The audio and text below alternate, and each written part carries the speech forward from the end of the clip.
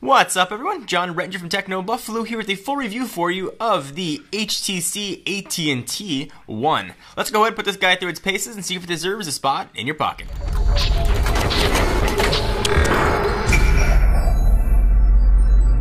Alright, so in this video, I'm going to update the things I talked about in the initial review of the HTC One. As a reminder, that was a unlocked, non-carrier branded unit.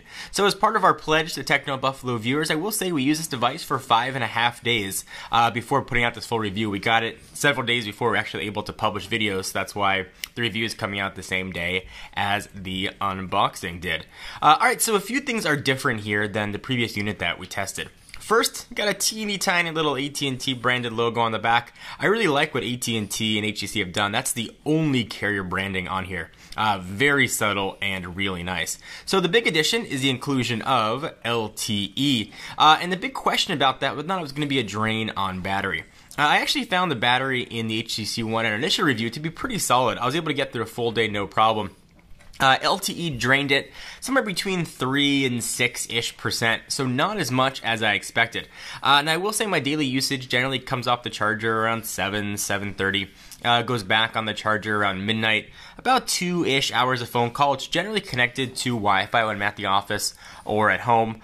Play some games, some texts, maybe watch a YouTube video or two, but I'm easily able to get through a full day. I did try and push it and watch more YouTube videos than usual, about 45-ish minutes of video, and I still was able to get through a full day. I was a little bit concerned about how battery life was going to be with LTE, but really wasn't an issue here either. So one of the problems that I had with the unlocked unit was GPS. I had a hard time picking up a signal.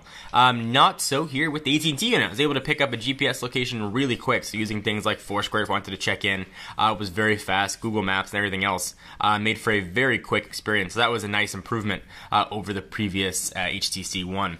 So just as a refresher, things I liked about the HTC One still stand here. The review in the unlocked unit got a 9.5, one of our highest review ever.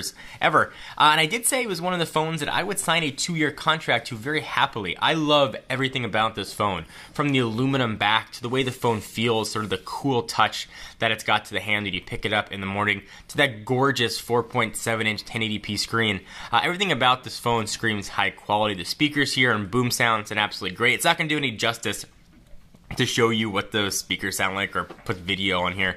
It's got to go from here to the microphone to you guys, but suffice to say, speakers on this guy are incredibly awesome. So I do the same thing I did with Blink Feed. I go ahead and push it off all the way over to the left hand side of the screen. You can choose to do what you want.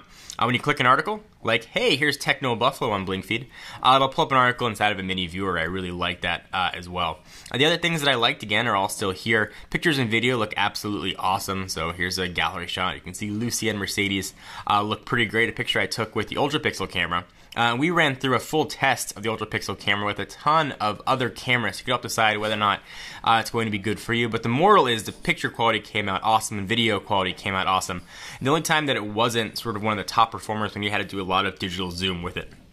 So bear that in mind as well.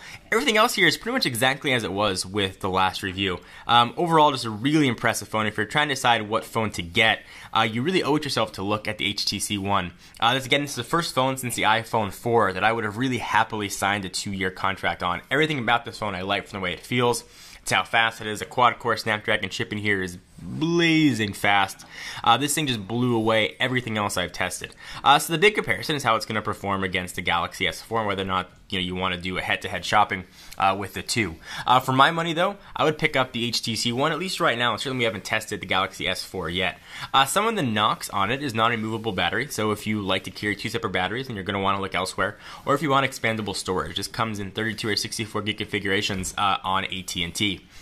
So I would have liked to have had expandable storage. The non-removable battery isn't so much an issue for me when I travel. Usually I'll carry an external battery with me anyway that I can just plug in and charge, and I can charge a ton of devices, not just for a phone.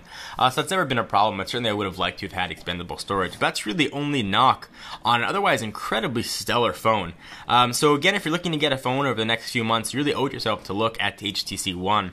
It's coming to Sprint, AT&T, and T-Mobile. Unfortunately, nothing for Verizon.